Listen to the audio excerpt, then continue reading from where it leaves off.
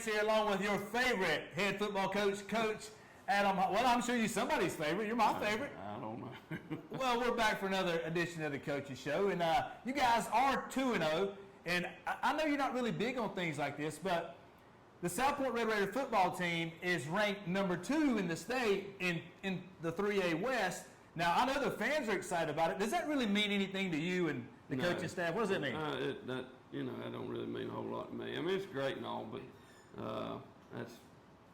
that ain't gonna make a whole lot of difference on Friday, So I'm just worried about the next one. Well, it just puts a bullseye on you. Else, right? Yeah. I don't read, anyway.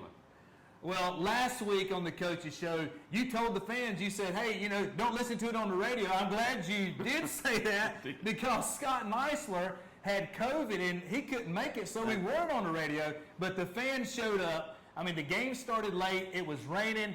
But, Coach, I mean, the place was packed. There was 5, 6, I don't know how many thousands of people were here, but they were lined up in the rain for hours. Yeah, it was pretty cool. I was sitting in here, we got the rain delay, and I was sitting in here with my boys, and like my 2 little boys, and it was raining. I looked out the dang door, and these people still lined up. It was raining like crazy. So that's pretty cool, people that care that much about South Point football and what we do here and being part of it. Man, that's awesome that people would, do that just to watch a high school football game. It really shows that how much they love being around it and being a part of it. Well, that shows that they know you're at least worth the number 2 seed in the state. There you go. Hey, but you got, anyway, you guys picked up right where you left off last week. I think you had 301 yards rushing at Lincoln the week prior. Last Friday night, you had 338 yards. I mean, it's business as usual for the Red Bone offense, right? Well, I mean, we just take what they give us, and been pretty efficient offensively so far. And you had some really good drives in the first game against Lincoln. One of them was 18 plays, which it requires a lot of discipline. And last East Gaston, we had some big chunks at times, so that was good to see that too. So it's good to see that we can maintain a long drive, and it's also good to see some explosive plays. So it was, I think we played well and did, we did what we did. Well, let's talk about something we typically don't talk about on the Coaches Show. That's your passing game. Now, last week during the Coaches Show, we did know that you had 2 significant players out. You had your quarterback, Elijah Pfeiffer. He got hurt in the Lincoln game. Your tight end got hurt, Jackson Blee. He was out. Yeah. It's kind of a week-to-week thing. The diagnosis changes from day to day, right? We don't really want to talk about that right now. Let's talk about 2 guys that stepped up. Jackson's younger brother, Patrick Blee, the freshman, stepped in at quarterback. And let's talk about the Colby Hamilton kid. He's done a good job at tight end. Yeah, he has. I mean, anytime you lose a starter, to injury, it makes you go, oh, for a second. But, those kids stepped right in there, handled the moment well. Colby had a great week of practice last week and got better last week. And, just really had a great week of practice. I thought he played really well. And Patrick, I think everybody saw Patrick played pretty good, but it was just great. Black Friday, senior night, 5,000-6,000 people, however many it was, to go out and perform the way they did. We've always said next man up, next man up. Well, those guys were, they really handled that really well, and we look for them to continue to improve weekly and to play well. So I was very pleased with the way they played. All right, you know me. I love to have crazy things to talk about. So you already smile. You don't know what's coming. I want to talk about your passing game. Let's talk about South Point's passing stats versus the national average passing stats. The average yards per catch is 15.1. South Point's is 26 yards per catch. The average touchdowns per game is 1.4. You guys are averaging 1 passing touchdown a game. The quarterback rating in the nation is 85.3. Your quarterbacks are averaging a 106.3 rating. I mean, is that something that opposition needs to be concerned about? Is that something to get the fans excited, or is that just more of my nonsensical stats to make you laugh? I really don't know, to be honest with you. I mean, I'm glad, we're going to take what they give us, and if they leave people wide open, we're going to throw it to them. So, and that's what we did Friday. Both of the plays were just, great plays by the quarterbacks and the receivers. So I was really pleased with it. I thought we threw the ball well in both games, and we've thrown it well in the scrimmages. We were making a little joke earlier in the scrimmages, like, hey, we look like the Air Raiders. I mean, we were throwing it all over the yard in the scrimmages. So, we just take what they give us, and if they gonna, put all of them down there in the box, and they are, then we're gonna throw it some. So that's all what right. it is. Lastly, let's talk about the defense. Yep. You lost a ton of guys last year. We talked about it last week. Some All-State guys, a lot of great guys on defense.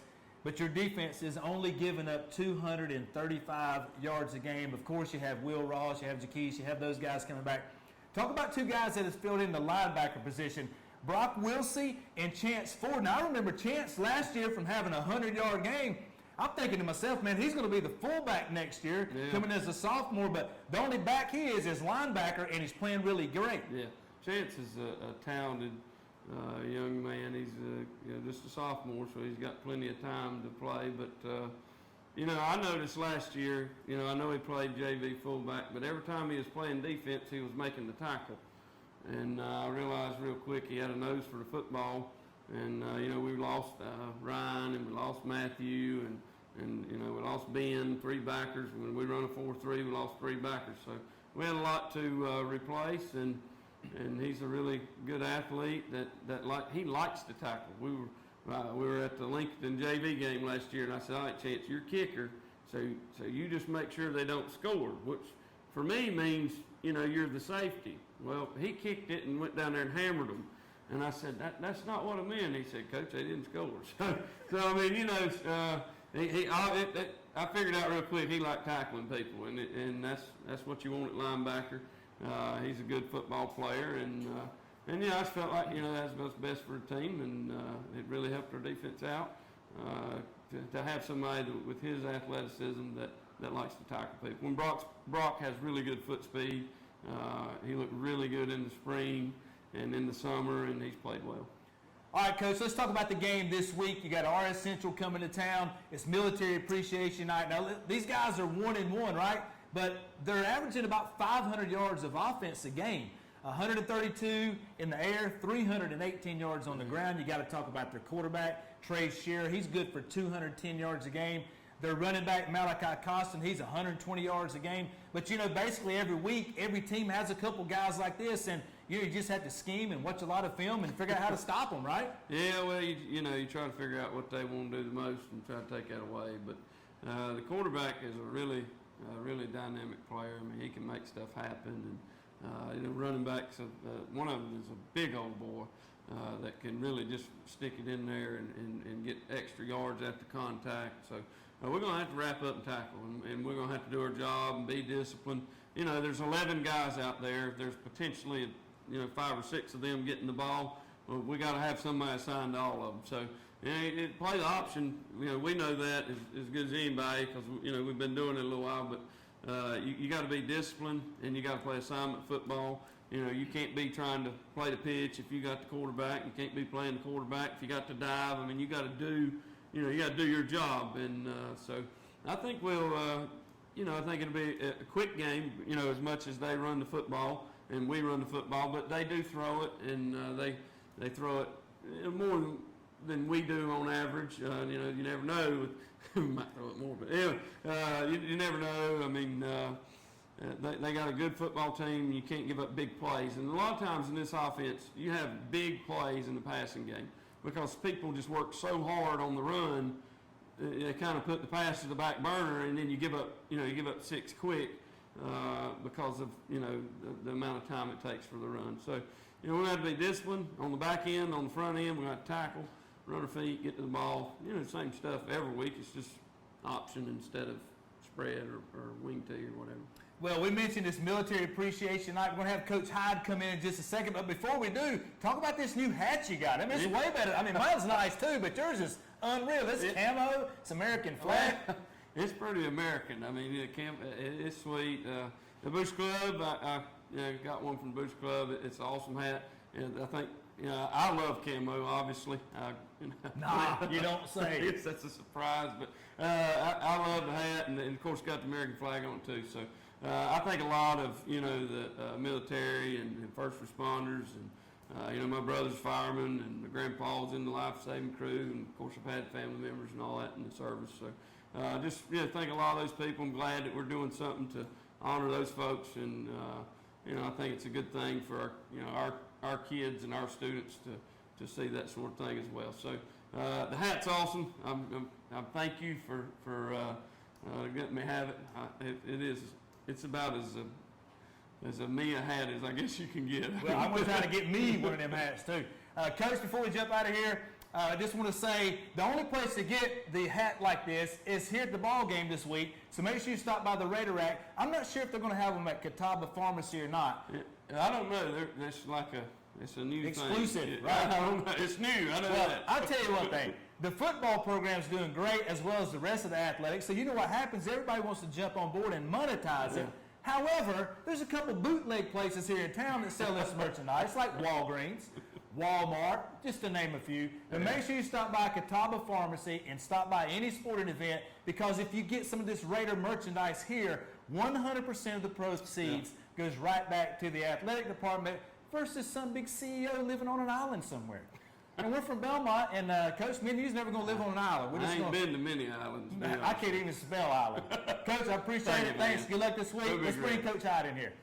All right, we talked about him. He is Coach Hyde, man of many hats around here. Unfortunately, he don't have a hat like Coach Hodge had on. But, Coach, you can get one of those nice hats at the Raider Rack. Did you see that thing? Yes, you can, and those are awesome. Those T-shirts they have down there, those are really cool, too. We're sounding like we're doing a merchandise plug, are we? We are, absolutely. Hey, at least we're going to be honest Get about your it. Red Raider apparel at the Big Red Booster Club down at the Raider Rack. Well, let's be honest about something else. This week is Military Appreciation Night on Friday night. Our Central's coming to town. So if you would, talk about that. It's First Responders Night, some other things, right?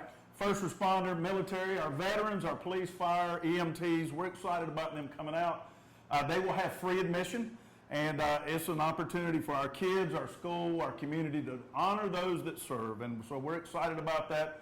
There'll be some static displays, some of the military vehicles that we'll have, as well as police and fire. They'll have the opportunity to interact with our kids and our fans, and so right before the game, we're going to bring them out onto the field, and we're going to honor them as a special part of the evening. And so just a great opportunity for us, again, to give back to those who have given so much to us. Absolutely, and we do that a lot with other sports. I know we do it for softball, baseball, and other things like that. How important is it to recognize the military and the first responders? A lot of times, guys and girls like that are overlooked in the community. Yeah, yes, they are. Those folks, again, day in and day out, they're laying it on the line. We just really appreciate what they do, and it's important.